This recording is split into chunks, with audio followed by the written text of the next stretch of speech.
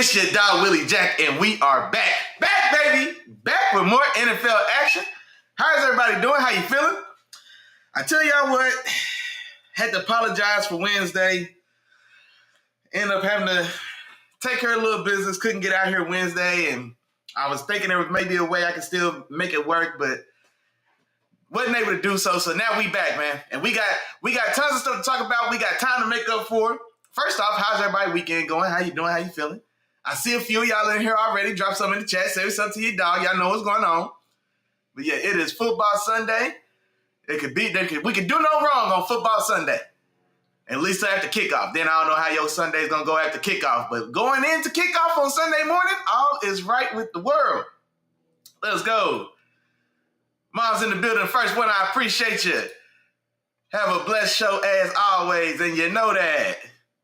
My dog, man, Day One Gang Jarrell in the building. Say good morning, everybody. It's a good day for some football. You damn right, man. Yes, sir.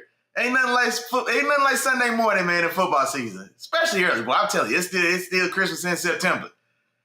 Come on, man. Hey, y'all heard what he said. Come on, man. Y'all heard what he said now. Hey, tap in with them amigos, man. Like, share, subscribe. You know what I'm saying? I appreciate you as always, my boy. Appreciate you. Let me see what's in the building. Sis in the building for sure. Good morning. What's going on? Appreciate y'all.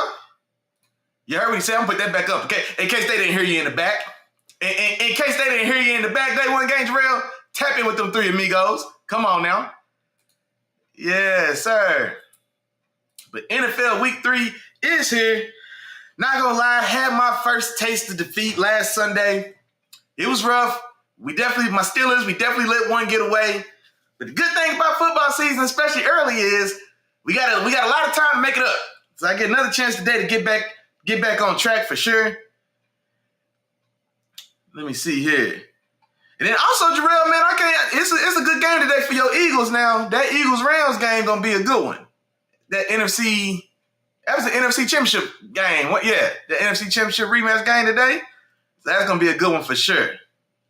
For sure. But hold on. Let me get one. Let me check on one more thing real quick. And we're gonna go ahead and get into it. We're gonna go ahead and jump right on in. Or you know what? We will do just a light recap. We had Thursday night football.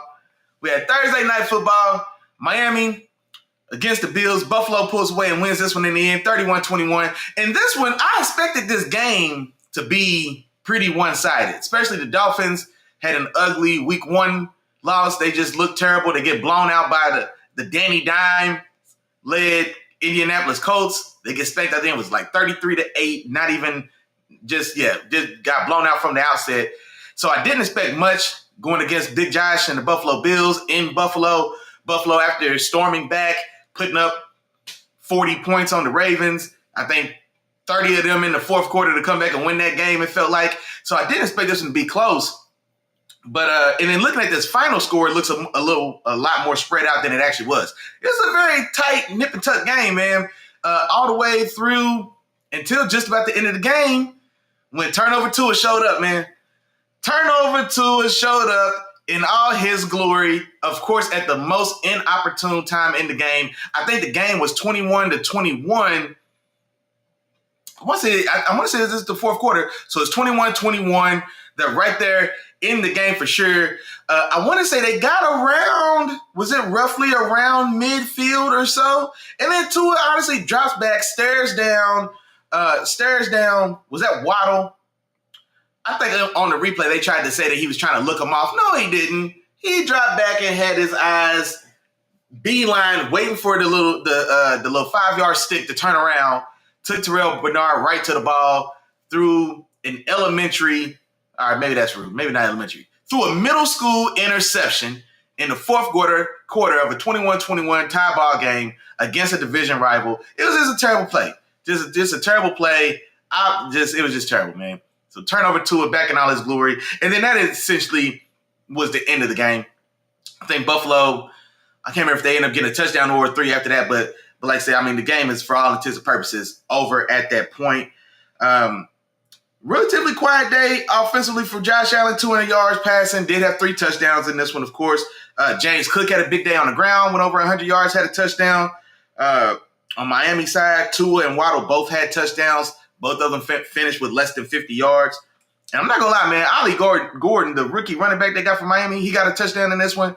But the more I see of him, the more I like. So he's the big body compliment back they got over there with A-Chain as well to get a little thunder and lightning going. But I like this Ollie Gordon kid they got over there. Greenie in the building says she on the way to church. Appreciate you as always. I appreciate you tapping in on the way. Appreciate you. They want gang in the chat. Hey, yeah. Hey, getting yourself together. Hey, you got to, man. Health is wealth, bro. You already know that, man. Hey, he said the Dolphins don't look bad. They look horrible, man. Look, I'm telling you.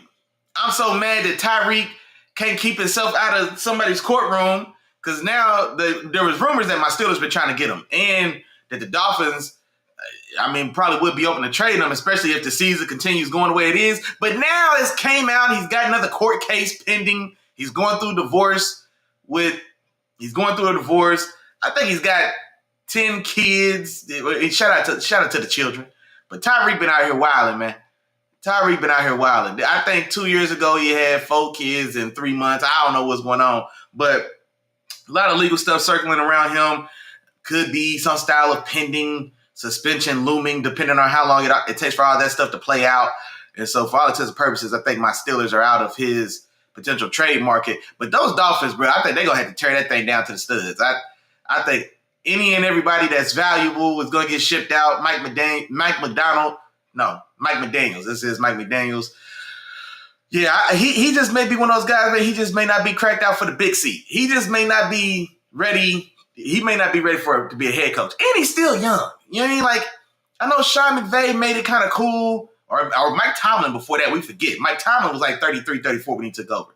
And I think since then, he really did kind of usher in that wave of like super young coaches. Right after him was John Harbaugh, who was also in his like mid-30s. And then, of course, we get to the McVays and the Shanahans and the LaFleurs and the Mike McDaniels and these guys. But I think, as young as he is, I don't want to say that maybe he's condemned to never being a head coach again because he's still got plenty of time. But it definitely looks like at this point, maybe he's more suited to just be the creative offensive mastermind and maybe doesn't have the chops to full-fledged run an organization. I think that's what it looks like to me.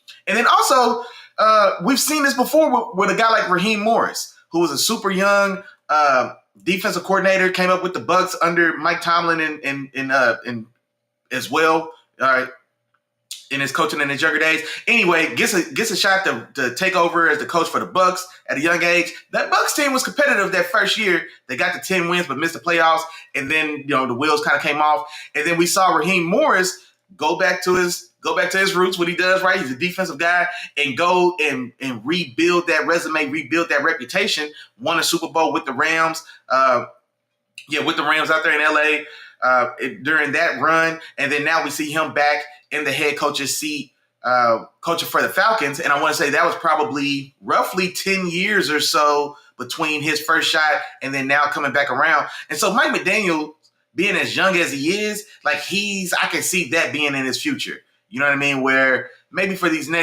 after this Dolphins thing blows up, because it looks like that's imminent, right? It looks like that's on the way. I can't imagine he's going to get another head coaching shot after this, but he should definitely be a very hot name as far as on the offensive coordinator market for sure. And so, we'll see him rebuild himself. And it's been done before. Josh McDaniels, a guy that just seems to he just can't get it right as the head coach, but he's always found been more successful as an offensive coordinator. So sometimes it happens. Arthur Smith is trying that now with my Steelers, going back to being a coordinator after maybe a not so successful stint as a head coach. So can't wait to see how that plays out. But yeah, I definitely expect that Dolphins team to explode, fire sales, sell all the pieces, and they try to tear that thing down tear that thing down to the studs. Also, since we didn't talk about week 2, I wasn't here Wednesday, but I did want to pull out my studs and duds now.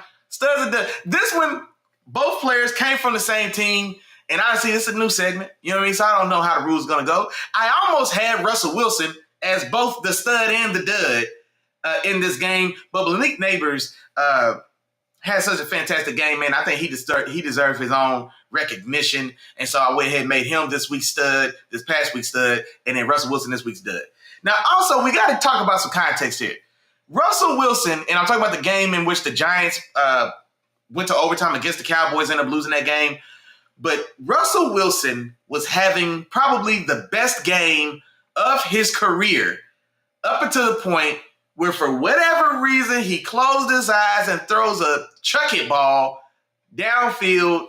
Like he punts. And I think it was like second down. It was like a second down punt in a tie ball game. I mean, so just inexcusable pass, man. And honestly, for all the rhetoric and the talk around Russell, the stuff that's plagued him since he got to the league, him being corny or some people accusing him of being disingenuous or just whatever. For all of that, I've generally more so than not, I've been a Russell Wilson fan.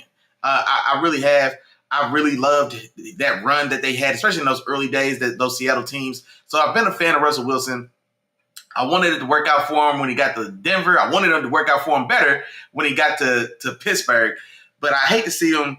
I hate to see him go out like that, man. The man was 30 for 40 for 400 and threw for 450 yards, career high, 3 touchdowns, and then one completely inexcusable bonehead pick. I still don't understand. So if you remember the play, Malik Neighbors, who had a fantastic game, I'll get to him because he was the stud. He's up the left sideline. And there's a defender there, and there's a safety over the top anyway. So he's essentially more or less double covered. And so Russell does get some pressure, and he just heaves it. I can't explain it. I mean, he gets a little pressure, and I don't know. He got happy feet. I don't know. Or he had just been winging it all day, so maybe he was just feeling himself. But he chucks one, and it's just a poorly thrown ball. It wasn't even a ball that Malik Neighbors had a chance to go up and do something special because he's shown the ability to do that. He did it in this game. But it wasn't even a competitive ball for him to even try to make a play on. It was about 8 yards off to the right. And like it was 8 yards to the right and like 4 yards too deep. I mean, Malik Neighbors never had a shot. The guy guarding Malik Neighbors didn't have a shot to make a play on this ball. And so it's essentially a chuck it pass punt. And so it's intercepted. I can't remember the Cowboys safety that intercepted it, but it's an easy interception, and that essentially put the nail in the coffin. Dallas and Brandon Aubrey, their kicker, I think he kicked like 3 kicks in this game, over 55 yards. One of them, I think, tied his career best or tied the record he set. I think it was like 64 yards, and the Cowboys found a way to win this one. But what should have been a career day for Russell Wilson. And also, this is coming 1 week after the horrible showing that the Giants had, in which people were already asking whether or not Russell Wilson was going to get benched 1 week into the season because of how poorly they played the week before, or he played, and how stagnant that offense was, especially in the red zone. So he comes out this week 2 rivalry game against the Cowboys, and he's going crazy. Career-style day, career-saving style performance. And then to just kind of wash it all away with that, just a terrible interception. And the thing about Russell Wilson, for the bulk of his career, he's been a guy that's been pretty safe with the football. And so, hated that for Russ. Big win for Dak and those Cowboys. They did what they did, or, did what they had to do. And George Pickens had a touchdown this game, and he had a couple key plays, drew a couple key penalties as well. And so big day for the Cowboys to get a much-needed win for sure. And then Malik Neighbors as the stud, just dominated. 9 catches, 167 yards, 2 touchdowns. He's quickly turning into one of these guys in which he steps on the field and he's going to do what he wants to do. There's just nothing you can do to stop him. So he was definitely this week's stud. But, man, Russell Wilson, dog. Russell Wilson. I don't want to say feel bad for you because I don't know, man, but for lack of a better word, Russ, man, I feel bad for you. I hate you had to go out like that. Hey, there we go. There we go, Jarrell. Let's shout out to my dog day 1 game, Jarrell. He ran to the side. Yeah, he broke off around the corner. And that's the thing, too. Even if it was a goal, I don't even know if it was a goal that Russell threw because it wasn't necessarily like straight up the sideline. Like, he folded it back in for sure. I mean, it wasn't a full-fledged. I mean, yeah, essentially a go. Yeah, I think you're right. Yeah, he essentially threw a go. It was a poorly thrown go ball. Also, like it wasn't even close, bro. It was terrible. It was terrible. My dog, Day One Game Dress said this week, so do or die, bro. For real, dog. This could be. He's staring the end in the face, bro. Like, he is staring the end in the face. And it's crazy, bro, if we think about just how fast things turned south for Russell Wilson. I thought him and Pete in Seattle, especially just the way they started, the way things are going, like, man, you'd have thought they both retired and had statues in Seattle. And then it sours fast. Russ gets traded to Denver. That was an unmitigated disaster. Right, becomes a laughingstock. That terrible ad campaign. Let's ride. Broncos still need their ass whooped for that. And Russ, boy, you need better. Sierra should have told you. Sierra need to do a better job of not letting you walk out there and do something foolish, because her signing off on the Let's Ride ad was crazy. I can't believe nobody told you how corny and goofballish shit looked. But it was still a good time. It was still a good laugh. But that Denver situation unfolds as disastrous as it did. I think he broke some style of record for dead money on a contract. I think that's since been, maybe guys are getting close to that now. But at the time, it was a massive deal. He leaves, he goes to Pittsburgh, gets injured. I mean, so just how quickly things changed from Russell Wilson being a guy who was a unquestionable franchise level quarterback, a guy who was on the trajectory of approaching like Super Bowl, approaching like Hall of Fame consideration. Like, that's the path that Russell was on. And now I think in these last, 3 years, I mean, not only has he probably derailed that path, but man, he's just like my dog Day One Game Jarrell said, man, like he's on a very slippery slope. And like you said, man, once guys fall to that elephant graveyard that is the former franchise quarterback, backup quarterback bench role, like once you get in that role, boy, it ain't no promise you're going to make it back out. Kurt Warner went to that role after winning a Super Bowl and an MVP in St. Louis. He fell into that role that we're talking about for Russ. Went to the Giants. He gets replaced by a young Eli Manning. Look at the parallels there that we just got dropped. Russell went to the Giants. Now he's ready to get replaced by a young Jackson Dart. So Kurt Warner's story played out similar to this as well. He spent a handful of years on the bench, backing up, gets another shot in Arizona, then finds redemption, right? And then, of course, more recently, we've seen Baker Mayfield. We've seen Geno Smith, 7 years on the bench, bouncing around, backed up Russell Wilson in Seattle for about 5 years. We forgot he was there until Pete got Russ out of there, and we seen Geno get on the field and cook, and now Geno found rebirth. Sam Darnold attempted to do that this year with the Vikings or did that last year with the Vikings, and now trying to maintain that success with Seattle. So, like, we've seen it done, and we've seen it done a lot more recently, but let us not forget that before the 4 or 5 names that we can think of these last, let's say, year or two, for a long time that wasn't the case. So it's still against the norm to think that once Russ probably loses hold of this last starting opportunity, I mean, that could be a wrap. Cam Newton never made it back. You see what I'm saying? So, like, Matt Ryan never made it back. Phillip Rivers never made it back. You know what I mean? Like, it's a very slippery slope, man. And once Jameis Winston still ain't made it back.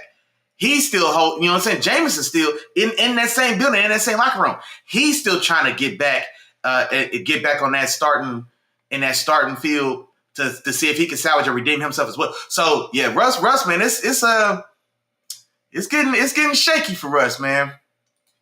Miles said it's over. You can go and cancel Christmas. He said he going to the bench. He said it's over. Oh yeah, they got the Chiefs tonight. Yeah. He said you can go ahead and cancel Christmas. My dog Miles said the Chiefs should have lost last week, so these Giants don't stand a chance. I mean, they shouldn't stand a chance. They shouldn't. Like, the Cowboys' defense is terrible. So, I mean, them putting up 40 on the Cowboys' defense, like, okay. I would be hard-pressed to imagine that they're going to have the same success that they had against the Cowboys. Cowboys also without a pass rush after sending a top 3 pass rusher in the league across the country, but whatever. But the Chiefs are definitely stronger in the secondary, and they have they're just a much better and more talented defense anyway. But yeah, Chris Jones, my dog K-Rock, man, my dog Keandre, you know what I'm saying? Karlaftis. You know what I mean? I like that linebacker core for Kansas City for sure. Trent McDuffie's still very nice, a nice corner. And so, yeah, I definitely think that that Chiefs defense should be able to make it an ugly day for Russell, man. But damn, Russ.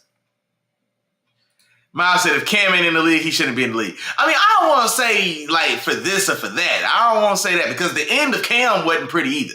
Like the end of Cam wasn't pretty either. He didn't do himself a lot of favors. Now, also, I do think he also I don't want to say set himself up for failure.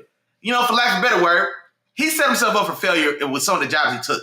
Like, I think he took that Patriots, when he signed with the Patriots, I think he had like 2 weeks with the team or to learn that offense or whatever before he became a starter. And then similar thing when he went back to the Patriots, I think the Panthers, I think he signed on like a Wednesday and started that Sunday. Or you know what I mean? So there were a couple situations that, I think he did put himself in some pretty damning situations, but yet and still, man, if you step on the field, you need to be ready to play. And it didn't look great. So I don't want to say that Russ shouldn't be in the league because Cam ain't, but I don't know. My dog Jay McGregor said this is the case where Pete was the reason Russ was successful and Brady was the reason Belichick was successful. Ooh, day one game Jarrell, boy, you might have stumbled into something. Let's think about that. Hold on. I don't think Brady was the reason that Belichick was successful because we forget, and that's the thing, dog. And I always come off like I'm hating on Brady, but I'm not trying to hate, but let's remember the whole story. Belichick was Shaq to Brady's 19-year-old Kobe for like them first 3 rings, dog. Like we forget. Tom that's not the house that Brady built. New England isn't the house that Brady built, dog. Belichick built that house. You know what I mean? Like that's Bill Belichick's house. Now, also, of course, like there is a time in which Kobe probably did overtake Shaq as the better player between the two. But it doesn't mean that Kobe was always the guy. Shaq got 3 rings in LA. Kobe got 2. It's 3-2. I don't want to hear it, man. It's 3-2. Those first 3 Shaq rings, dog. Kobe won those rings with Shaq. Those first 3 Super Bowls, those are Belichick Super Bowls. That's it. Those yes, I can't wash away. Hell no. Belichick did. I think Belichick with the infrastructure, that system, and also like we keep forgetting that all things aren't equal. Like everywhere we drop, we can't drop 6th-round Tom Brady built like a Play-Doh man. We can't drop him anywhere and think he would have had the 25-year career that he did. So you have to give credit to the soil, the incubation, the nurturing. You know what I mean? The tending of his leaves while he grew. You know what I mean? And then like maintaining that success for so long that now when time finally does arrive, we still got the infrastructure in place so that he still can be successful. Because here's the thing about it. If we show up to a blacktop and we're picking football players, and this is I'm talking like just like pickup basketball. At Tom's height, you weren't picking Tom first. Now we're just picking guys on the park because he doesn't have the strongest arm. If I want a guy with arm strength, I'll get A-Rod. Or a number of guys. If I want a guy with accuracy, I'll get Drew Brees or a couple other guys. If I want a guy with mental processing who understands the game at the highest level, Tom's still not my first choice there. I want Peyton Manning. You see what I'm saying? So he doesn't stand out in any one of these things. We credit him with intangibles. Tom Brady's legacy is built off of the strength of his intangibles. Well, he wants to win more than anybody else. No, he doesn't. He wants to win a lot. He doesn't want to win more than Peyton. Peyton wants to win too. So, but it's not but I'm saying like it's things like that. But if we just pull his attributes, he doesn't have the natural talent of a Josh Allen, a Patrick Mahomes, a Lamar Jackson. He doesn't have that natural talent and ability. So he has to be he was the original Brock Purdy, who y'all hate. Y'all hate Brock Purdy. If Kyle Shanahan could have been as successful at team building and infrastructure as Bill Belichick, Brock Purdy would be on his way to being Tom Brady right now. We forget that Brady didn't step in like Mahomes, and even Mahomes couldn't be Mahomes if he went to Cleveland. which was a possibility, he went to Indy. That right soil, that right infrastructure, that right. So these things have to line up. But Brady on his own, hell no. Brady didn't make Belichick. We forget. Belichick's got like 8 or 9 Super Bowls. Can we forget? Belichick won 3 Super Bowls as the assistant head coach with the Giants before you know what I'm saying? Like, nah, man, Belichick was a made man before time, dog. We go too far. He was a made man before time. And Tom's claim to fame, Tom's claim to GOAT status is the rings. And I respect it because he won a lot. And the second half of his career, he really did come into his own, and leaving and going to get that ring without Shaq. That Tampa Bay ring is worth so much because it solidifies him that he was more than Shaq's number 2. The same way it did for Kobe. Kobe getting them 2 rings with Gasol did more to solidify himself as, like, put him more on an equal footing in conversation with Shaq and those Lakers than anything else. Kyrie couldn't get out that shadow. Kyrie couldn't get it, and that's what drove him out of Cleveland. He was tired of being looked at and talked to like he was a level under LeBron. He's like, nah, bro, I'm a guy. I saw Stephen hit that shot to win that game. You need to I need to be talked to like I'm that guy. You know what I mean? And so, nah, man, I can't say that. Now, Pete, I think, did have a lot to do with Russ's success because of providing him an environment and believing in him. A 5'10" guy in the 3rd round who failed at baseball and came back to school. His first school didn't want him. NC State told him kick rocks, so he had to go to Wisconsin. And then he turns up. He was the Big Ten Player of the Year. I think they won the Big Ten. They went to a bowl game. I don't think it was a day 6, New Year's Eve 6, but Russ put on, right? But he got drafted to be the backup. He got drafted to be Dylan Gabriel.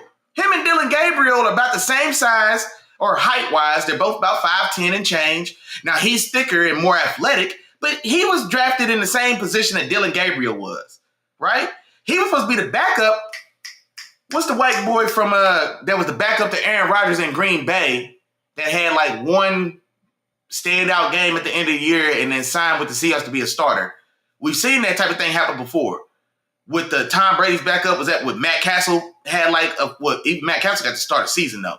But there's a guy that backed up Rodgers in Green Bay that was brought into Seattle. They signed for like $40 million. He was brought in to be the starter. They draft Russ in the 3rd, a la Dylan Gabriel. And then Russ balled and outplayed him, right?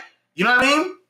But he still had to be successful. So, I mean, if you're asking, okay, you know what day one game for? I appreciate what you did right there, man. You made me think. Miles said he agreed with Jarrell. No, Miles, after Hasselbeck. So after Hasselbeck, because Matt Hasselbeck and Tavares Jackson, they went to the Super Bowl and lost to the Steelers. So it was after Hasselbeck, or Hasselbeck was phasing out, and it was a backup. Hasselbeck also came from Green Bay. That's funny. Because, yeah, he also was a backup at Green Bay, but he backed up Brett Favre. But Aaron Rodgers, it was like, I want to say his name was Matt something. Man, it's crazy. Matt something is what I want to say. Damn. All right, I'm going to have to think about it. But he was the guy that was supposed to be the starter. Then they just drafted Russ in the 3rd round. Then Russ just flat beat him out. You know what I mean? But that team around him was set up. You know, they bring in beast mode as well to trade for him. They built that defense. And so, you know, it was definitely put into a situation that was advantageous. But what Pete did for Russ is still way more similar to what Belichick did for Brady. Now imagine but they've crumbled. So they had a chance to be a dynasty. That second Super Bowl that they lost to the Patriots, coincidentally, but like that's a Super Bowl they should have won. If they win that one, I can't help but think that they try to insulate that team. It doesn't fracture as it did in the locker room. And so like that was a budding dynasty there that just never came to fruition. But imagine Pete and Russ maintain that formula where Pete keeps a dominant defense there for a decade. They keep a dominant run game there for a decade with Marshawn Lynch. And then Russ, every year he gets better, but they win, right? Imagine, they could have won that Super Bowl and then another one after that, and we wouldn't have given that credit to Russ. So that could have been Brady's first 3, right? Then let's say they win 2 more. And now Russ established himself as, you know what I'm saying? So like Russell, like that parallel is way more similar. Like we're remembering Brady too much in the hindsight. He had 10 years of very par the course, 10th to or 8 to 12 quarterback type of play. Like there was nothing special that jumped out about his game. His game was closer to Brock Purdy than it was ever to Josh Allen or Patrick Mahomes or even Joe Burrow. He was way closer to Brock Purdy than he was Joe Burrow for a decade and won 3 Super Bowls like that. So we can't go too far. Look here it is, Miles. But he's a winner. Yeah. Well, but that's what I'm saying, bro. We gotta. I don't know, man. We like the rings matter, but it also can't blind us from the context. Because I believe in rings. I do. Like the rings matter, but we do need the context. Because you know what? Because just like you said earlier, Matt Castle was a winner as well. We lost Tom Brady and won 11 games with Matt Castle. You know what I mean? So a few guys could have been winners in that circumstance. A few. Now, do they win every one of those games? Do they win every one of those championships? Maybe not. But y'all not going to tell me that Phillip Rivers could have had success with Bill Belichick in those Patriots teams. You going to tell me Phillip Rivers couldn't have figured that out? You shitting me? You crazy. Hell no. Hey, man, Jarrell, I like what you did there. I like what you did there, Day One Game, Jarrell. I like what you did. Oh, man, you know what? See? Keandre, where you at? Look, we 40 minutes to the show. I just thought to get the chats up. Dog, that's what I'm saying, bro. We really forget about 98. Or no, what year did he get drafted? Did he get drafted in 98? I think him and Charles Woodson, they played together at Michigan. I think he was in the same draft class. I want to say Brady got drafted in 98 because I think that first Super Bowl was 99 against the Rams because the Rams won in 98 against the Titans, if I remember right. Then they went back in 99 and lost to the Patriots because I think the Patriots won 99 and 2000. They lost 2000. No. The Ravens won in 2000, that legendary Ravens defense. So maybe the Patriots won in 2001, 2002 after the Ravens. Y'all have to help me out. But yeah, bro, that's what I'm saying. Early Tom was Brock Purdy. Y'all hate Brock Purdy. Y'all done called me crazy for trying to give Brock Purdy some respect. Trying to get him because there is a talent to being able to handle and process heavy machinery. Tom Brady handled heavy machinery. You know what I mean? It's a skill. So we can't credit him with knocking down a skyscraper by himself, but we can give him credit for knowing how to run a wrecking ball. You know what I'm saying? Because everybody can't do that. Everybody can't drive a dump truck. You know what I mean? So there's still some credit that needs to be given there. Brock Purdy and Tom, like I said, like Shanahan, that's why I said we can't shortchange Belichick. Because Shanahan was teed up. Shanahan should have morphed into Bill. Shanahan had that what he had with those Niners teams, and it's sad to talk about it like it's over, but it seems like those better days are probably gone, right? That window, they got to start a new window. That first window's gone. But like Kyle Shanahan couldn't grow that into what we saw Belichick doing with his own Brock Purdy in New England. You know what I mean? Sean McVay couldn't grow that into what we saw Belichick do. So we got to give Belichick his flowers, bro. Belichick is a made man. Belichick was a made man for sure. Yeah. Belichick made man. Tom didn't make man. Tom did. Ain't no way in hell Tom made Bill Belichick. Hell no. No way. Yeah, man. Hey, Day One Games Real. I appreciate you getting us warmed up this morning. That was, hey, man. Hey, I like what you did there. I like what you did. Matter of fact, now that we all good and warmed up, everybody's feeling good. I'm sure everybody has liked, shared, and subscribed. I appreciate y'all in advance. You feel me? But now that we did that, man, let's go ahead and talk about some of these games so we don't get off schedule. First one through the door, Atlanta at Carolina. You know what? Let me fix that. That's going to bother me. That shouldn't say Arizona at the bottom. Atlanta at Carolina. Give me the Falcons on the road, 24-20.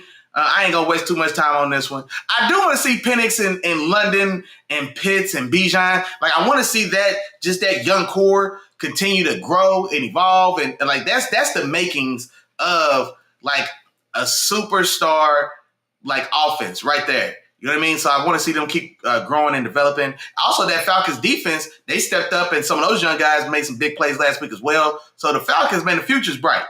Just wondering how long it's going to take for them to for that tree to start bearing real fruit. Green Bay on the road at Cleveland. Now, this one for me, this I think is a tougher game than probably it looks like just on name value. That Cleveland Browns defense, we can say what we want to about Myles Garrett and his whole, Myles Garrett, whatever. But he's a stud. He's dominant. That defense is studly and dominant. They put Joe Burrow and Jamar Chase in jail, handcuffed them both, and Cleveland had to do everything else they could on offense and special teams to lose that game, which they did. But this Cleveland defense can stand up with anybody.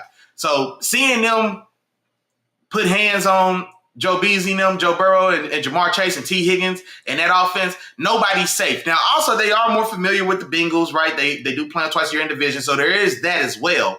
But yet and still, this Green Bay offense doesn't have the weapons that Cincinnati offense does, and they had their hands full. So I definitely think that Cleveland's defense is going to be much the same thing we say most years. Cleveland's defense is going to give them a chance, I think, to at least keep this game relatively close. Them being at home, I think, also helps to play into that as well. I still just don't think that over the long haul that they'll be able to keep up, especially because Green Bay is going to have success. This is going to be a tough game, though. I think it's going to be a tough offensive game for Jordan Love, Tucker Kraft, Josh Jacobs. My dog Miles, he in the fantasy group. This is going to be a tough fantasy day for your dog. Because three of my key players are all on Green Bay, and this is an ugly matchup. I am taking Green Bay to get it done. I'm going 23-16 Green Bay, or 24-16 Green Bay, getting a very tough and hard-fought victory on the road with that Cleveland defense. But I think this could be a very ugly, hard game for Green Bay to pull away and win, but I think they will. Let me see. Oh, hold on. We got some predictions. Well, my dog, Day one game, Jerry said he's got Green Bay 24-13. My dog Miles said Green Bay's coaches have figured it out. Oh, yeah, they done figured it out. Yeah, I'm telling you, bro. Like, and they still, like, they still have, like, such a ways to go. Like, they still are improving. Like, Jordan Love, I really enjoy Jordan Love, dog. He's coming to his own. And he's still got, like, several more steps forward to take. Despite as much as he's progressing now, like he can get still so much better. Like there's still a couple just misses that he'll have, like that deep one up the field. Last week he shortchanged a touchdown. I think he was trying to like take something off the gun. You know what I mean? And so he's still, like trying to figure out things like that, man. And he'll miss one or soar one every now and again. But once he really kind of hones in and fine tunes, like, man, Jordan Love's gonna be a problem. That Packers team is set up to go on a hell of a run, man. I don't know if it's gonna be maybe this year, but I think they're the next team up, man, to kind of establish themselves as the perennial power to go through. Like that's where they knocking on Philly's door with that. That's what I should say. They approaching Philly in that way. Think about how, like, if Philly is 4 years ago, like Kansas City was Philly, and then Buffalo came up to be the regular challenger to Kansas City. I'm imagining with Philly being the guy, the king of the hill right now, I feel like Green Bay is going to be their Buffalo, or Green Bay will be their Cincinnati to Kansas City. Like that's what I'm thinking is happening, or that's about to happen. You see, Houston on the road at Jacksonville. I went back and forth on this one as well, man. I have a hard time trusting that daggone Texans offensive line, that Texans offense. CJ Stroud's a little consistent, man. They've got a lot of issues in that offense, and then that gets compounded, I think, with CJ holding the ball at times. But then Jacksonville, they're so inconsistent. Good Trevor, bad Trevor. I can't trust a lot there. Him and Brian Thomas Jr. haven't been able to get on the same page. Travis Hunter, they're still trying to figure out what they're doing with him. Last week, we saw him play more true to what we expected as far as his usage on offensive defense. I think he got a couple bad calls. I hated that pass interference call at the end of that Cincinnati Bengals game against Travis Hunter that essentially cost them the game. I thought it was fantastic coverage. I hated the call for him, but they're still figuring out what to do with him. I end up going with Houston because I think Houston's defense, I love the names on that defense. You know what I mean? I think they still got the talent and ability that once they really kind of get hitting on all cylinders, man, this defense I think is going to be one of the more dominant defenses in the league this year for sure. And I definitely think that they can be the difference in this game against turnover Trevor. Let me see some of these comments, man. What we got? My dog Miles said Drake London needs to get it together. Thinks he needs a veteran to help develop his it factor. You know what? I mean, I don't know who you would bring in there. I mean, because him and Mooney, and then anybody else you still bring in that room, it still pushes Kyle Pitts even further down the pecking order. And I don't think they need anybody else to steal any type of targets because they still, like Atlanta, the league, any and everybody, we're still waiting to see Kyle Pitts more for turning to the guy that expectations and his ability to say he could be. So I don't necessarily want to bring nobody else in that room to steal even more targets from a guy like Kyle Pitts. But I don't know, man.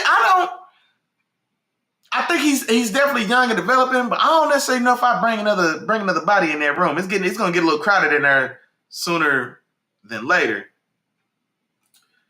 My dog Damon Gage Jarrell with a prediction. He's got the Texans 30-27 in a shootout.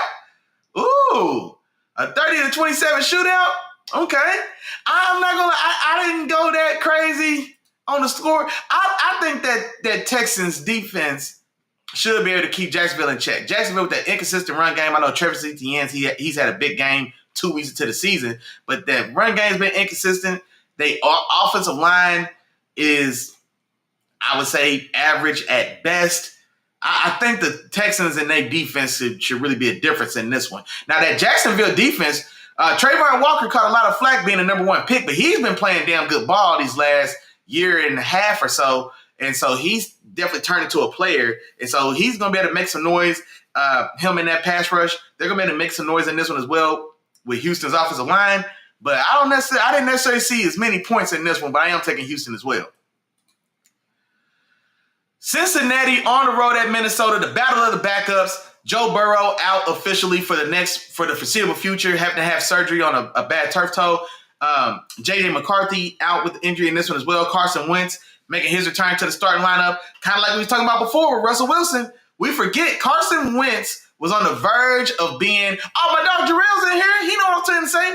Carson Wentz was about to be the league MVP and was on his way to winning the Super Bowl with the Eagles. I think the Eagles were like 12-1 at the time, or maybe even 12-0, 12-1, 11-1, 11-2, something like that. They were dominant. Carson Wentz was in the process of running away with that year's MVP. He gets hurt. He gets hurt in a game in which, and I feel like I remember the play. He was scrambling. It was in the short red area, that right by the goal line. He's scrambling. I think he dives for the goal line or tries to score a touchdown. He gets hurt. And then the birth of Nick Foles. Nick Foles comes in. They finished that season. What was it, Jarrell? You can tell me. Was it, I don't know if Nick Foles came in for the last like 3 or 4 games of the year.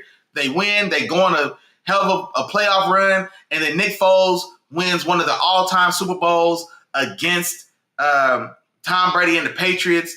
The Philly special. So a legendary run by Nick Foles. And that was the end of Carson Wentz. Then there was a huge drama. Do we bring back Wentz, who the number 2 pick in the draft? He finally looks like maybe he's hitting his stride.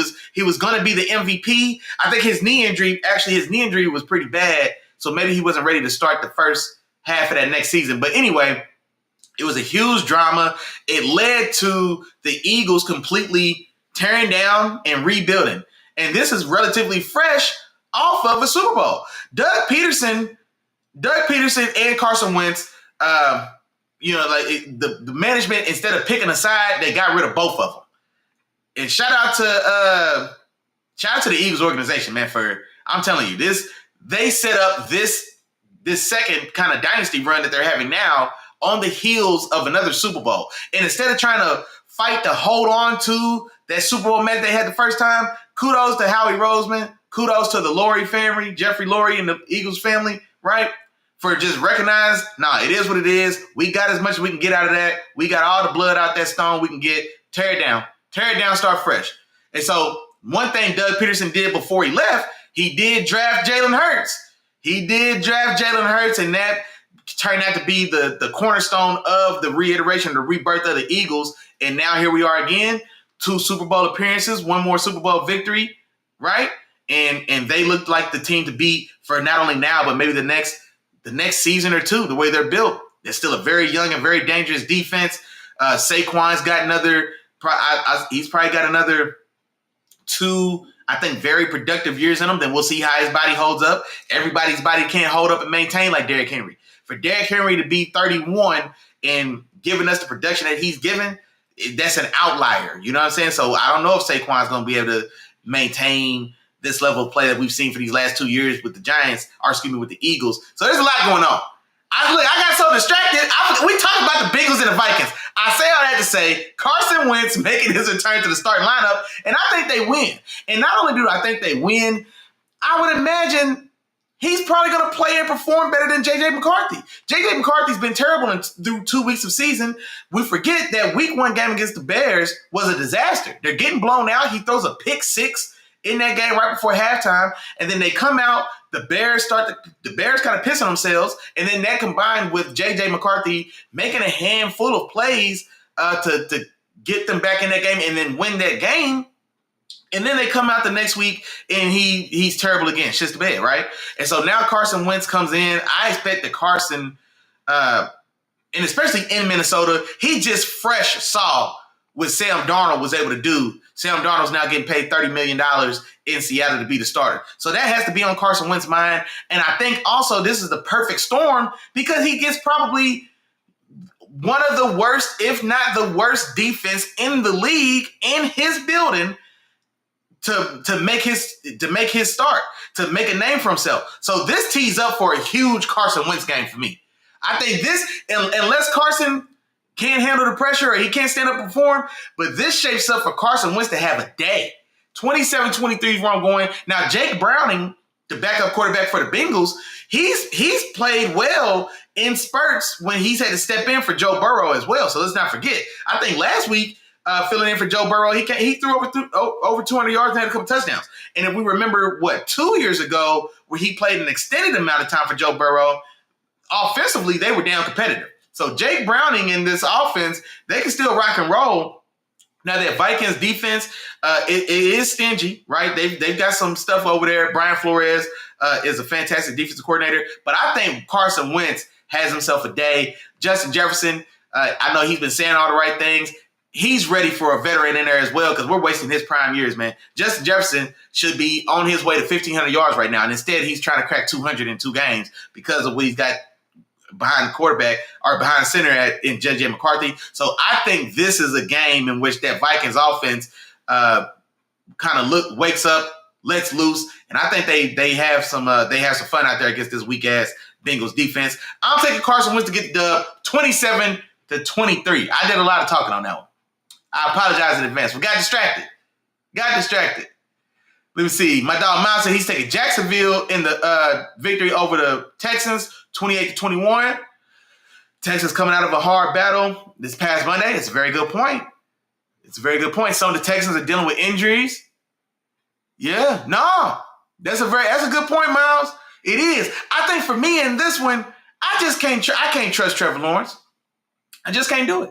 Even if they have the game won, I don't trust Trevor not to lose this game. I don't trust Trevor not to lose this game. You know what I mean? The Jaguars could win this game for sure, but Trevor Lawrence could lose this game on his own. And that's what makes me worried, man. And I think that was the determining factor for me to lean towards the Texans. Not to say that C.J. Stroud is giving me much more to be optimistic about. I won't lie, right? But I'll take the Texans in that defense, and I'll wait for Trevor to sit back there and make a mistake that should be coming. Derpy Entertainment in the building, man. What's going on? He said, oh, man. Oh, man, come on, man. Don't put it in the atmosphere, dog. Don't put it in the atmosphere. We're not going, man, let me take that off the board. Let me take it off the board. I feel you, though, bro. I feel you. Like, this part of the schedule, we really gave one away last week in Seattle. I'm pissed off about it still. So I'm hoping that this is the get back game. We go out here, we beat up on Drake May and this Patriots team. We need this one. We need this one, bruh. Jarrell said, man, that dude was special. He's going, man, exactly, bro. Carson Wentz was really coming to his own. Carson Wentz is going to run away with the MVP that year. I'm trying to remember who won that MVP because he got hurt, and I want to say it was like 4 games left in the season. He was the clear-cut MVP, though. Like, now maybe that season turns out to be an outlier season, right? I mean, maybe. But that season, he was special. He really was. Who ended up winning? Was that 2016? Was that 2016, Jarrell? Who was the MVP that year? I wonder if it's a year that the MVP ended up going to Aaron Rodgers. Aaron Rodgers picked up a couple MVPs in those kind of mid-2010s, in my opinion, where I was like, all right, I mean, he's a stud. He's A-Rod. He's balling. But I don't know. Maybe I just got a little A-Rod fatigue. I don't know. But, yeah, who won that MVP? I'm wondering now. Because it was Carson Wentz to lose. And then not only does he get hurt, loses out that MVP, then to watch your backup, Nick Foles, come in and go on the run he did, and then like what that did to that locker room, it was the best thing and worst thing that could have happened to y'all. Because it definitely, best, you won a Super Bowl, a historic Super Bowl against Tom Brady. I appreciate y'all for that, right? But then it tore apart that team, man. And shout out to Howie Roseman and Jeffrey Lurie for tearing it down and rebuilding it and doing that as fast as y'all did. Because that's very uncommon, man. So the Eagles got something cooking over there. Just like my dog Derpy said, man, he teed us up. My Steelers are looking for redemption. And damn it, we going to New England to get it. Give me the good guys. On the road, 24-19. We got to win this game, dog. I'm not going to lie. Because there's no way, like we dropped that last game against Seattle. You know what I mean? Like we really do a couple critical mistakes. Like, you know what I mean? But I don't excuse it, but I can explain it, right? I'm not going to excuse it, but I can explain it. We lose this New England game, and there's no explanation or excuse. This isn't a game that we can lose. Drake May, second-year player, he's still struggling. That offensive line is still terrible. They got a young Will Campbell over there, but he's not a young Trent Williams. He's not a young Tyron Smith, right? So that offensive line is susceptible to pressure. Those running backs are talented. Trayvon Henderson scares me in this game, man, because of his speed, his explosiveness, his dynamicism. Our linebackers have been getting cooked week after week. It's only 2 weeks in. We've been getting cooked both weeks. Peyton Wilson came out talking about his coverage ability, and I ain't seen it yet. And then you're getting plowed in the run game. So Trayvon Henderson for the Patriots, and this one definitely worries me in the return game and in the running and catching game as well. His speed, getting to the left edge of our defense could be a house call at any time. And so there's a lot of things that worry me here. But this we got to have this one. If we're going to really have a chance to backdoor and be competitive this year, this is the game we got to win. And not only do we got to win this one, and I hate to look ahead, we got to go on a little run. Because we've got these next 2, 3, 4 games that tee up for us to where we can kind of build a little cushion before we really get to the tough part of our schedule and then have to fight tooth and nail. So we got to pick up these early ones. And the fact that we lost one or dropped one to the Seahawks just ate away all of the rest of our margin of error for these first 5-6 weeks, man. So we got to have it. I got to have this one. Pittsburgh 24-19. My dog, Day One Jarrell got a score for me. He said going with the Steelers 27-21. Hey, I appreciate you, bro. I appreciate you. I need everything I can get, man. I need it all. Now, next up, this is my game of the week. The Rams going to Philly for a rematch of the NFC Championship game. And so this one, I expect this to be a good one, man. I am taking Philly to get it done at home, going 27-24. But I think this is going to be a tightly fought, very competitive, back-and-forth game. I do have the Eagles coming out on top. But the Rams just match up well with Philly. And we saw this last year. Matter of fact, my dog Miles, you was in town last year. We watched this game together at Dave's house. So, yeah, We was all kicking it there watching this game, and this was a very toughly competitive fought game as well. Crazy snow in this one, if I remember right. Yeah, it was a crazy snowstorm game. I think Saquon ended up breaking one. This game, it looked like Philly had this game put away. And it's like every time it looked like Philly had this game put away, Stafford and those Rams found a way to come back and tighten it up. And before you know it, they were, I think it was a 3-point game, and the Rams had the ball back, right? And they're driving. And so they were on the verge of returning to a Super Bowl. As crazy as that Rams season started last year, they were on the verge of imploding. They were going to tear it down in the middle of the season. They get a surprising upset win that sparks a run, and then they run that spark all the way through to the NFC Championship game, and they fall just short of going to a Super Bowl. So very impressive game. Very impressive season for the Rams last year. So we get that rematch. I am going Philly. Philly had a very tough game last week against the Chiefs. And so, yeah, this is just it's a rematch week for Philly. Last week was the Super Bowl rematch against the Chiefs. That's a very tight one. They find a way to get out of there with the dub. And then now they run back their NFC Championship game, which was also a very tight and competitive game against the Rams. But I am taking Philly 27-24. Let me see what my dog Day One Game Jarrell said about this one. Okay, he said bang, bang, Eagles game, 24-21. So he's got this one a close, tight, competitive game as well. And then Jarrell said it was a nail biter because the offense hasn't been solidified with this new OC. Bro, man, I was talking about it. I think I talked about it after week 1. Miles told me I was crazy. Bro, y'all bullshit, man. Y'all playing with A.J. Brown, dog. And I don't want to hear that A.J. Brown's being a selfish or a diva or he's being a bad teammate. Like, nah, the team is doing him a disservice, bro. You can't have a quality tier 1 guy just over there collecting dust. The problem's not A.J. Brown. The problem is the offense or Jalen Hurts, one of the two or both. We got to get A.J. Brown the ball. He's a guy. So if he's a guy, he should be getting fed. If the team's not getting him the ball, if A.J. Brown can't get the ball, the problem's not A.J. Brown. The problem is us not getting him the ball. So that's got to be fixed, dog. We got to do something. Maybe we need more manufacturers. I think one of the things about it is, like, his role, like, he doesn't have the benefit of a Jamar Chase, the benefit of a CeeDee Lamb, the benefit of a Justin Jefferson, the benefit of a Tyreek Hill. Like, A.J. Brown doesn't get a lot of easy manufactured touches.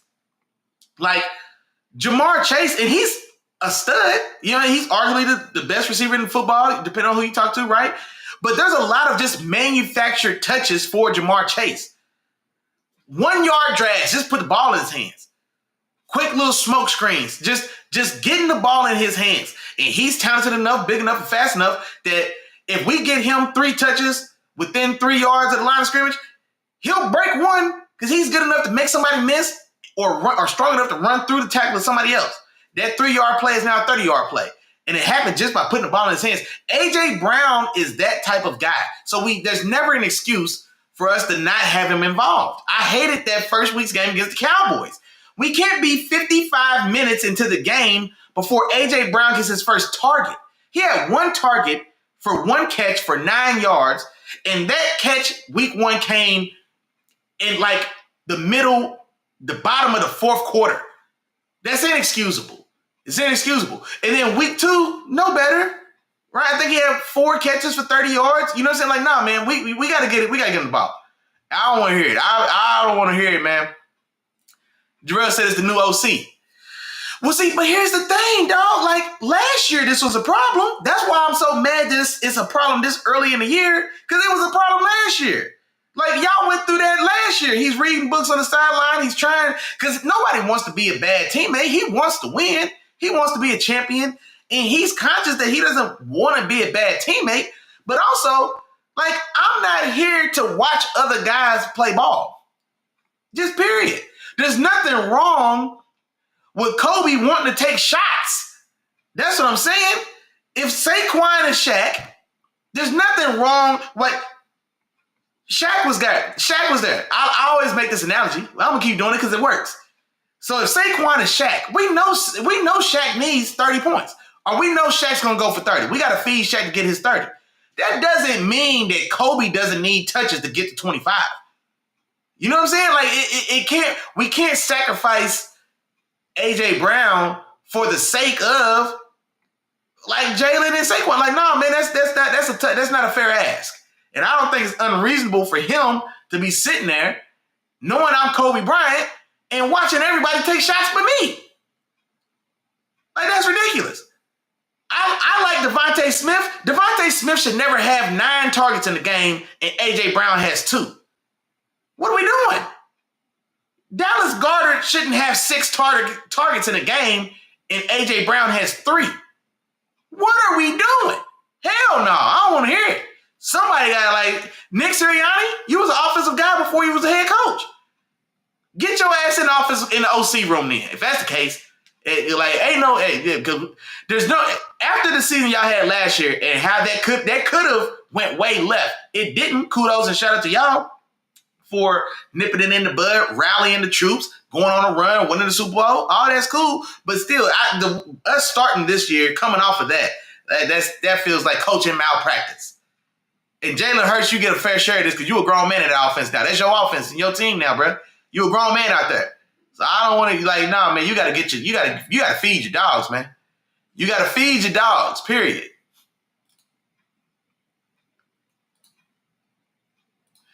Man, yeah, y'all have been going through them OCs, man. Ever since that daggone first Super, when y'all lost Steichen and old boy, y'all still been trying to find a home. But that's what I'm saying. That's even more of a reason for Sirianni to have more input because y'all been juggling OCs. So Sirianni should have a heavier hand in the offense. You know what I mean? And he was an offensive coach. He was an offensive guy. Yeah, that's crazy. That's crazy. That's what's so impressive about it as well is like y'all changed OCs, but like schematically there hasn't been a lot of changes to the offense. Y'all have changed OCs, but schematically it's still Eagles football. You know what I mean? It's still very much so built or based around the threat of run, right? In the run game itself with Saquon and in Jalen's complementary fashion. And then that power run football in the short yardage. So y'all have had a lot of coordinators, but the core scheme or schematics of the offense, that's more or less remained the same, honestly. Y'all, and you know what, bro? You might be on something else. Maybe Hurts don't trust AJ for something. I don't know, bro. Because I don't understand it. I don't understand this. Like, there's no way we can be 50 minutes into a ball game. It's a 60-minute game. How are we 50 minutes into the game without letting Kobe put up a shot? A.J. Brown in week 1 against your bitter division rival, your best player on the defense got kicked out for spitting on the other team's quarterback before we got to play a snap. This is how much this game meant to everybody. It's week 1, and it's a soft opponent. Cowboys defense is ass. Like, how are we 50 minutes into that game and AJ doesn't have a target? It's inexcusable, dog. I just told y'all the ways that we can give him the ball. If Jamar Chase has 12 catches in the game, you could bet 4 of them were handoffs. If he has 12 catches, you could bet that 4 of them were handoffs. For CeeDee Lamb. CeeDee Lamb is a value monster. CeeDee Lamb, didn't 2 years ago he had 130 catches? If we chart him, what's the average depth of target on 100 of those 130 catches? You see what I'm saying? A.J. Brown doesn't get that. They make A.J. go out and get it in the money. A.J. got to run old school route. A.J.'s up the field, bro. He's running 18-yard digs. He's running 18 to 15 comebacks on the outside. You know what I'm saying? And he just stays outside primarily. Like, he just doesn't get those easy touches or targets that a lot of these other guys get, man, to really get him into the flow of the game and to help pad his stats. Like, you know what I mean? Like, he doesn't, like, I don't know, man. I don't like how they doing him over there. I know a place that can use him if they don't want him, though. I tell you that. See, moving on, man, the Jets on the road at Tampa Bay. Justin Fields out of this game. So Tyrod Taylor's going to start. But give me Baker Mayfield. Give me Big Baker Mayfield, man. Y'all know what's going on with Big Baker. Give me Big Baker Mayfield and Tampa Bay to hold this down. I do think that Jets defense, it can be stingy for sure. Quentin Williams, Sauce Gardner, they've got some guys over there. Those linebackers are solid. Quincy Williams. The other guy, Sherwood, I think is his name. He's all right. But they've got some players there. But I really like Big Baker Mayfield, man. Y'all know how I feel about Big Baker. Y'all know what's going on, man. Y'all know how I feel about Big Baker Mayfield. Happy for his success. And I expect I almost said Tom Brady now.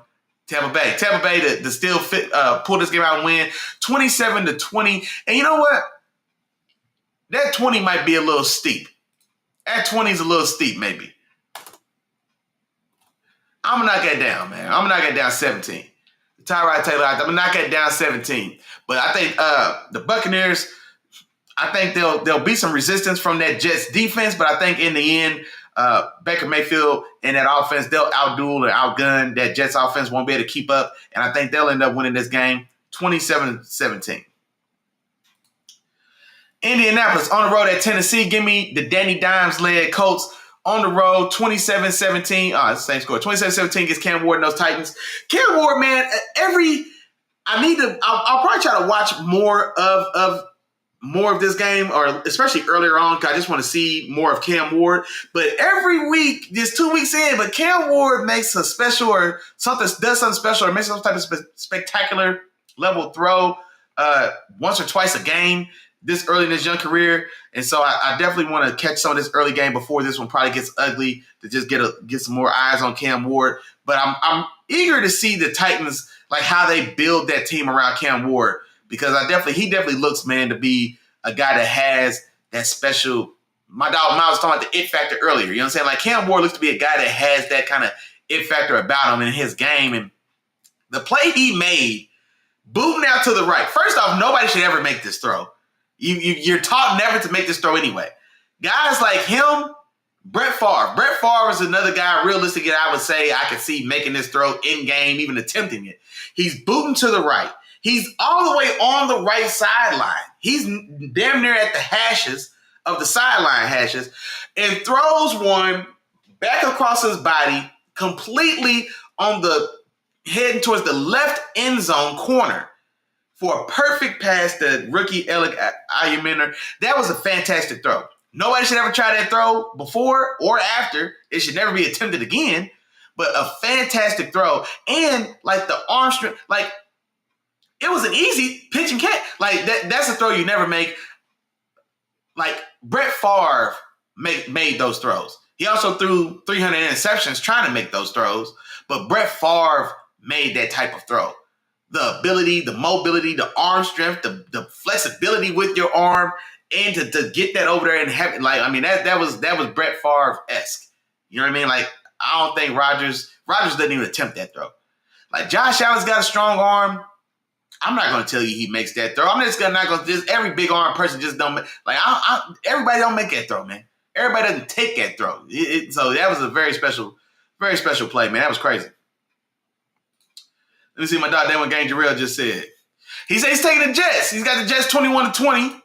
He said he wants Fields to be successful. Well, see, Fields is out in this one. Fields got banged up, so he's not starting in this one. But I'm like you too, though, man. I do want Fields to be successful. That week 1 game against my Steelers, man, look, he looked like he was going to be the Jets quarterback for the next 10 years. And then that week 2 against the Bills where he ended up getting injured, but that was ugly. Now he's out this one.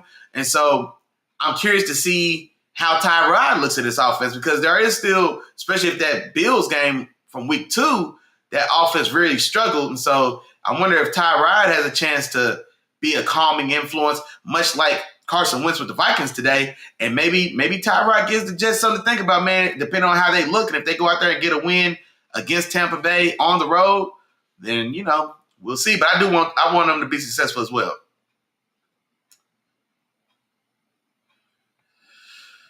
I was trying to see. 2 options.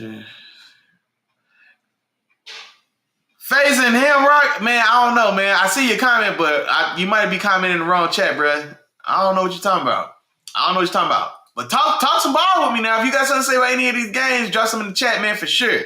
But yeah, you might have dropped that in the wrong chat. See, moving on, man, to Vegas. Las Vegas Raiders on the road at Washington.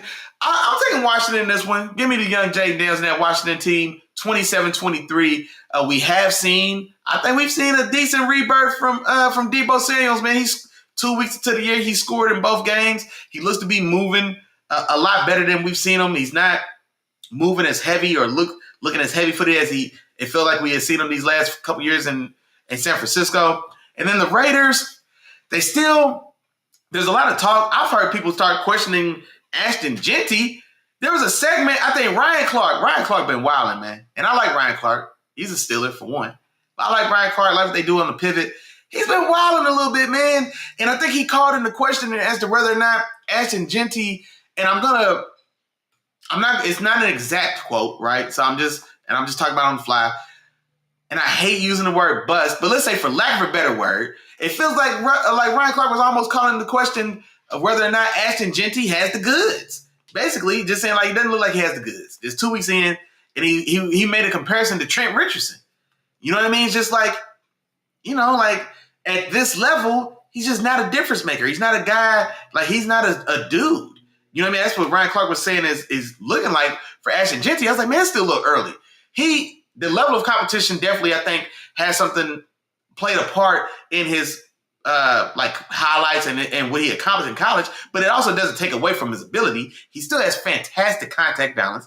He still has very good agility in short spaces, especially for his size. He's a thumping back. So I'm not ready to write him off, man, but it was interesting to see that maybe there is conversation talking like that already as young into his career as it is. I thought that was crazy. But be that as it may, I am taking Washington at the crib, 27-23.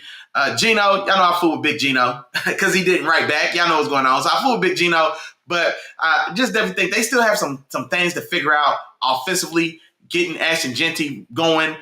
They've got to find a legitimate threat. They want this Thornton kid, the rookie speedster. They really want him to develop into their young Randy Moss, a guy 6'4", 6'5", and runs 4.3 nothing. Like, they want that type of threat, and they need that, man, to really open up this passing game. And because you need to lighten the box for rookie Ashton Genty, right? So you need him there, and then also you need to open up the intermediate space for Brock Bowers and Jacoby Myers, right? So they definitely need somebody to step up and become a viable deep threat. But until they work out those type of things on that offense, man, it's still hard for me to trust them, especially to outgun young Jaden Daniels in the gang at home as well. So I'm taking Washington.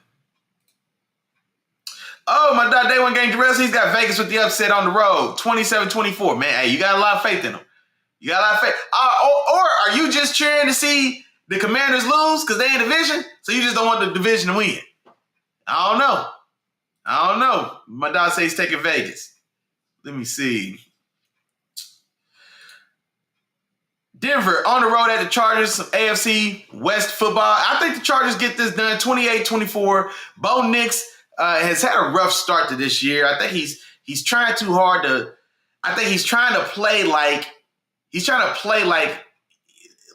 guy on his own. Like, no, man, just run the system. Just run the system.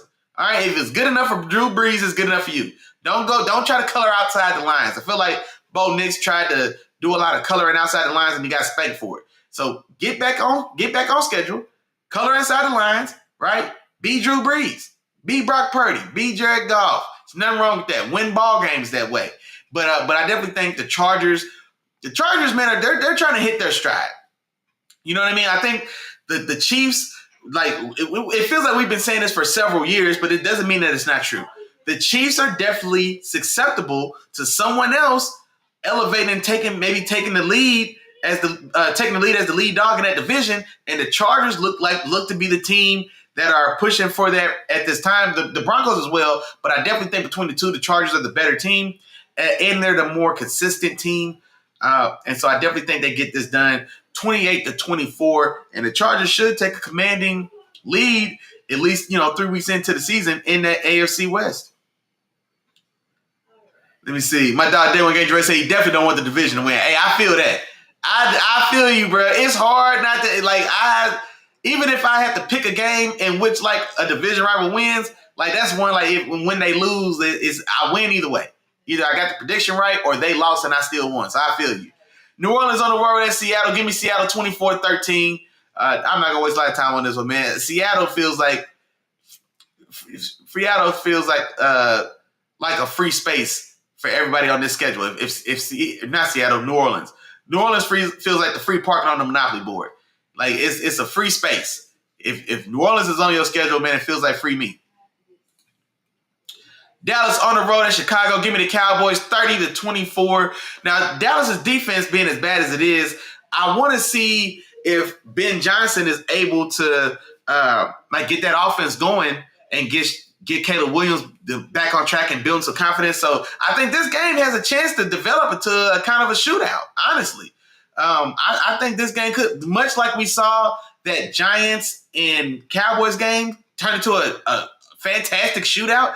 This Bears game has the potential to do that as well because of the defensive troubles of that Dallas Cowboys team, right? And so, but the thing is, Caleb Williams being as inconsistent as he's been throughout his career, but especially in this season as well, I don't know if he'll get it done. But I definitely think this is a game that a lot of points could and should be scored. And so this may actually turn out to be an entertaining back and forth offensive game.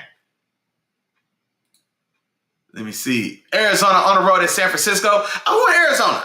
I think Arizona was like my dark horse pick to start the season, that they may be the team that kind of maybe once all the dust settles that wins this division. Now, mind you, I was also buying into the notion that Matt Stafford was more hurt than it looks like he is, because 2 weeks into the season, he still looks like Matt Stafford.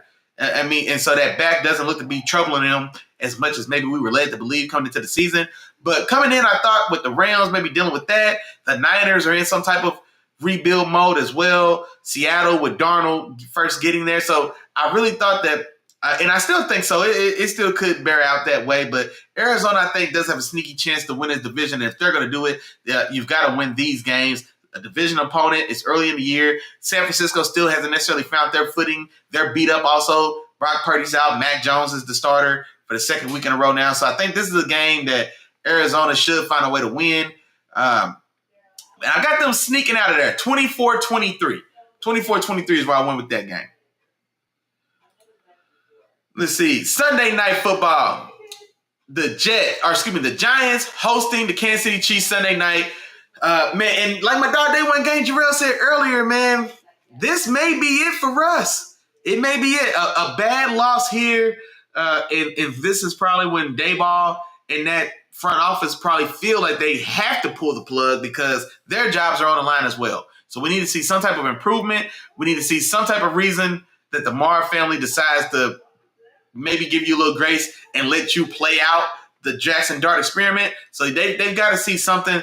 If Russ goes out there as well, Russ in this team in offense, they go out there and piss the bed. That's probably it for Russ. And that clock is ticking for Dayball to see whether or not he finishes the season, depending on how this game goes, especially if it's ugly and if it's ugly early. Because Sunday Night Football, prime time, at home, coming off a loss to the Cowboys in which you probably feel like you should have won, right? So, I mean, there's a lot riding on this game for Russell Wilson and Brian Daboll and the rest of that staff as well.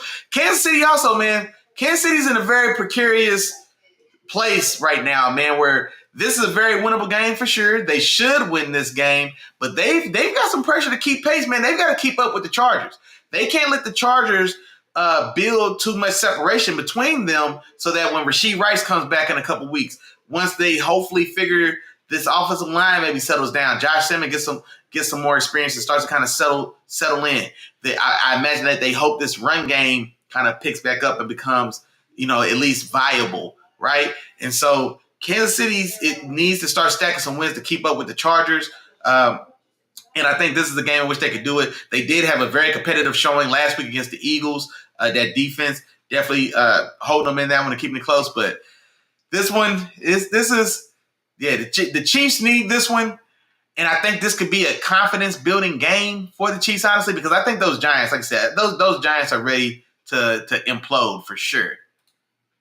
Let me see what's going on in my chat. Let me see. NFL live stream on Screen Variety TV. It said, peace, what's up, deuces? Okay, hey, that's a long name, but okay, I appreciate you. What's up, man? Now, hey, what team you cheering for NFL live stream? You got a team you follow? Talk to me now. I ain't seen you in here, so talk to me. Who's your team? Do you follow a team? You follow a player? You got a prediction for any of today's games? Talk to me. We talk back. Nephew in the building, man. What's up, man? Appreciate you. Yeah, you know what's going on, man.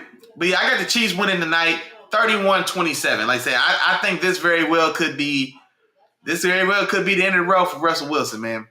This very well could be the end of the road. The Jackson Dart show may start.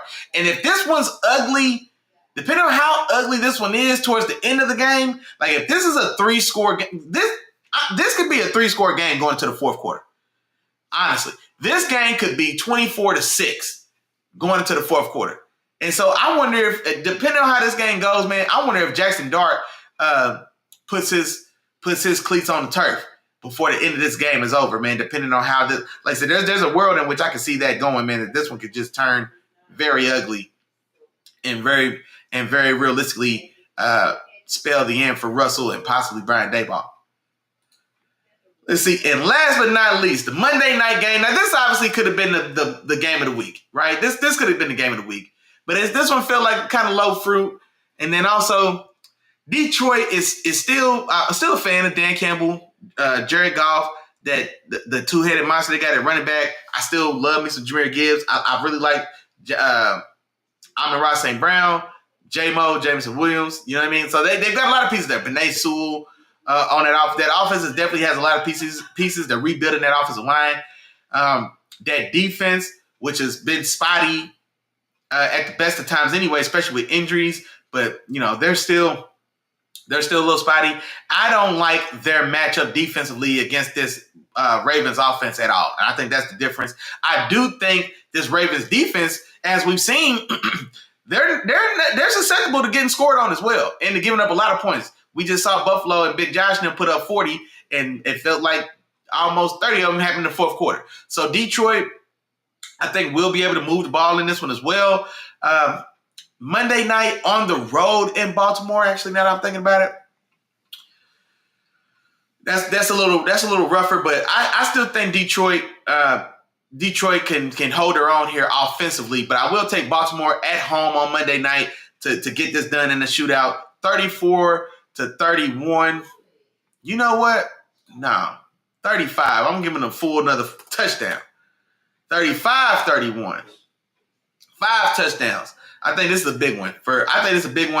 Offensively for both Derrick Henry and Lamar. Honestly, I think they both go off. And I think Detroit and that offense, they do what they can to keep pace. Baltimore's defense definitely has openings for them to score the ball as well. But I think at the end of the day, I just think I think they'll get outgunned on the road. And I've got MVP Lamar and that Ravens team taking this one 35-31. Now, similar to like my dog Jarrell said, I'm not going to be mad at all if the Ravens find a way to lose this game. I hope they find a way to lose this game. I hope this game is in firm control and then they find a way to lose it in the last 3 minutes. That would be awesome for me. But if I got to call it straight and I got to make a prediction, I will take Baltimore in the prediction Monday night at home, and especially with that defensive matchup, man. I think Detroit just matches up poorly with Baltimore for sure. For sure. But let me see. I'm double checking. I mean, I think that might be it. Like I said, I think that's everything. We did get a chance to recap that Thursday game, maybe before some of y'all got in here, but we still got a chance to talk about it, right? Talked about studs and duds from last week as well, since I missed Wednesday's show. So no, hey, I think that's it. I think we did what we had to do. I think we did what we had to do today, Real Ball Talk family. Y'all know what's going on. It's Sunday. It's, 11:30? I done gave y'all 30 minutes back, so this is what we're going to do. First off, we say the same thing every week, so feel free to say it with me at home. I know we're going to do that real member roll call before we get out of here. Now, started off at the top. Let's see. At the top, first one through the door was Miles. I appreciate you. Have a blessed show as always. Appreciate you. My dog, Day One Game Jarrell, followed up as well in this thing, ready for football Sunday. I appreciate your homeboy. Sis was in the building, said, what's the word, good peoples? Reedy came in the building on the way to church, got some of this football gospel before she headed to church. I appreciate you as always. Let me see my dog, Miles, in the building, holding it down for them Chiefs. I appreciate your homeboy. Let me see, I'm looking for you as well. Derpy Entertainment in the building. He said, this is it, man. He said, Mike T and the Steelers got to show him something. Don't worry, we got you. We got you, big dog. We got you. It's going to be blood and guts everywhere. Make sure you tune in. Make sure you tune in. Yeah, I think we got something on our mind, man. We gotta clean our face, man. I think the Patriots gonna be the victim of that rebirth, of that resurgence, right? I think they're gonna be the sacrificial lamb to get us back on track. For Zion Hamrock in the building as well. NFL live TV streams as well. And then let me see. I'm looking for you. Damn. Y'all know what time it is. Feel free to say it with me at home. If I forgot to say your name, hey, damn, for real. Hey, my bad. Charge it to my head and don't charge it to my heart. You know I'm thinking about you, big dog. We appreciate all the love, support. Appreciate the interaction. Y'all know I get on here so I can just find an excuse to talk ball, man. I appreciate y'all showing up on Sundays and Wednesdays to talk ball with me as well. Man, appreciate that. Yeah, hey, y'all see what my dog Day One Gang Jarrell said? Don't forget before you get out of here, like, comment, subscribe, tap in with the three amigos. Don't forget they got a big cousin too. They got a big cousin called Bring a Friend. You know what I'm saying? Like, share, subscribe, holler at their big cousin, bring a friend. You know what I'm saying? And just like that, we'll be back, man. We'll be back on Wednesday, 7 o'clock. We'll recap this week's games, where your dog was right, where I was wrong, and then any other interesting and fun storylines that may pop up during the week. Y'all know how we do. Now, officially, it's 11:30. We got 30 minutes to kick off, so here it is. It's that time. You tell the wife and kids to find something to do and get out your way. You find your favorite couch in your favorite living room. You turn on your favorite TV. You turn your TV to your favorite team. If you into that sort of thing, you grab a sip of your favorite adult beverage and you sit back, you lock in, you enjoy yourself, you have a fun, you have a safe, you have a wonderful football Sunday. And until Wednesday at 7 o'clock, peace. Wait a minute. I would be remiss. Play my outro music and I'll holler at y'all Wednesday. Y'all have fun. Enjoy your football Sunday.